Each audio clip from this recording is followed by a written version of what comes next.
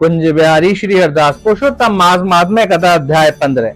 श्री नारायण बोले, हे नारद, सुदेव शर्मा ब्राह्मण हाथ जोड़कर गदगद स्वर में भक्त वत्सल श्री कृष्ण देव की स्तुति करता हुआ बोला, हे देव, हे देवेश, हे त्रिलोक को अभय देने वाले, हे प्रभु आपको नमस्कार है, हे सर्वेश्वर आपको नमस्कार है। मैं आपकी शरण आया हूँ, हे परमेश्वर, हे शरणागत वत्सल मेरी रक्षा करें। हे जगत के समस्त प्राणियों में नमस्कार किए जाने वाले, हे शरण में आए हुए लोगों को भय को नाश करने वाले, आपको नमस्कार है।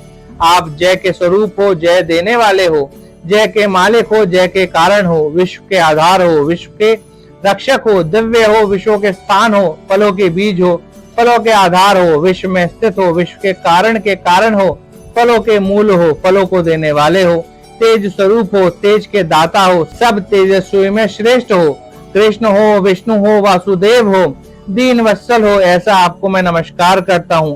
हे जगत प्रभु, आपकी स्तुति करने में ब्रह्मा आदि देवता भी समर्थ नहीं है। हे जनार्दन, मैं तो अल्प बुद्धि वाला मंद मनुष्य हूँ, किस तरह स्तुति करने में समर्थ हो सकता हूँ। अत्यंत दुखी दीन अपने भक्त की आप कैसे उपेक्षा करते हो। हे प्रभु, क्या आज संसार में आपकी लोक बंधुता नष्ट हो गई।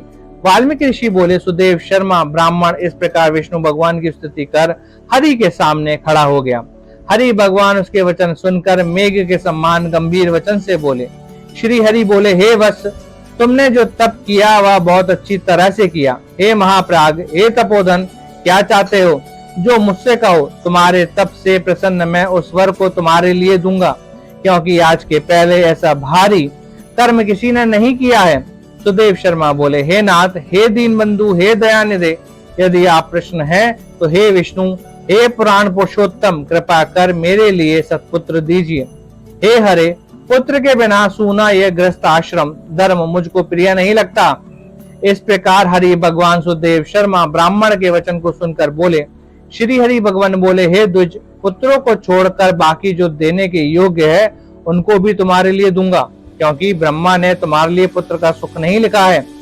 मैंने तुम्हारे फलादेश में होने वाले समस्त अक्षरों को देखा, उसमें 7 जन्म तक तुमको पुत्र का सुख नहीं है। इस प्रकार वज्र प्रहार के समान निष्ठुर हरि भगवान के वचन को सुनकर जड़ के कट जाने से वृक्ष के समान वासुदेव शर्मा ब्राह्मण पृथ्वी तल पर गिर गया। पति को गिरे हुए देखकर गौतमी स्त्री अत्यंत दुखित हुई और पुत्र की अभिलाषा से वंचित अपने स्वामी को देखती हुई रुंदन करने लगी। कुछ समय बाद धैर्य का आश्रय लेकर गौतमी स्त्री गिरे हुए पति से बोली। गौतमी बोली, हे नाथ, उठिए उठिए, क्या मेरे वचन का स्मरण नहीं करते हैं। ब्राह्मण ने फलादेश में जो सुख दुख लिखा है वह मिलता है।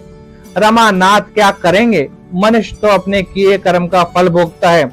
अभागे पुरुष का उद्योग मरणासन पुरुष को औषध देने के समान निष्फल हो जाता है।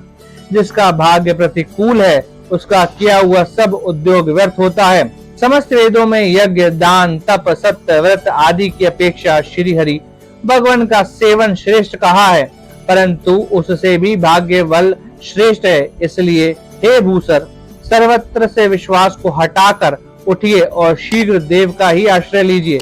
इसमें हरि का क्या काम है। इस प्रकार उस गौतमी के अत्यंत शोक से युक्त वचन को सुनकर दुख से कांपते हुए गरुण जी विष्णु भगवान से बोले। गरुण जी बोले, हे हरि, शोक रूप समुद्र में डूबी हुई ब्राह्मणी को उस तरह नेत्र से गिरते हुए अश्रुधारा से व्याकुल ब्राह्मण को देखकर, हे दीन बंधु, हे दया सिंधु, हे भक्तों के लिए भय को देने वाले, हे प्रभु भक्तों को दुख को नहीं सहने वाले, आपकी आज वह दया कहाँ चली गई। अहो, आप वेद और ब्राह्मण की रक्षा करने वाले साक्षात विष्णु हैं। इस समय आपका धर्म कहाँ गया। आपके भक्त को देने के लिए 4 प्रकार की मुक्ति आपके हाथ में स्थित कहाँ गई। अहो, फिर भी आपके भक्त उत्तम भक्ति को छोड़कर चतुर्विध मुक्ति की इच्छा नहीं करते हैं और उनके सामने 8 सिद्धियां दासी के समान स्थित रहती हैं। आपके आराधन का महात्म्य जब सब जग सुना है, तब इस ब्राह्मण के पुत्र की इच्छा आज पूर्ण करने में आपको क्या परिश्रम है। हाथी दान करने वाले पुरुष को अंकुश दान करने में क्या परिश्रम है। अब आज से कोई भी आपके चरण कमल की सेवा नहीं करेगा। जो पुरुष के भाग्य में होता है वही निश्चय रूप से प्राप्त होता है। इस बात की प्रथा आज संसार में चल पड़ी और आपकी भक्ति रसातल में चली गई, अर्थात लुप्त हो गई। हे नाथ, आप कन्ने तथा कन्ने में स्वतंत्र हैं। आपका सामर्थ्य सर्वत्र विख्यात है। आज वह सामर्थ्य इस ब्राह्मण को पुत्र प्रदान न करने से नष्ट होता है, इसलिए आप इस ब्राह्मण के लिए अवश्य एक पुत्र प्रदान कीजिए। सुदामा ब्राह्मण ने आपकी आराधना कर उत्तम वैभव को प्राप्त किया।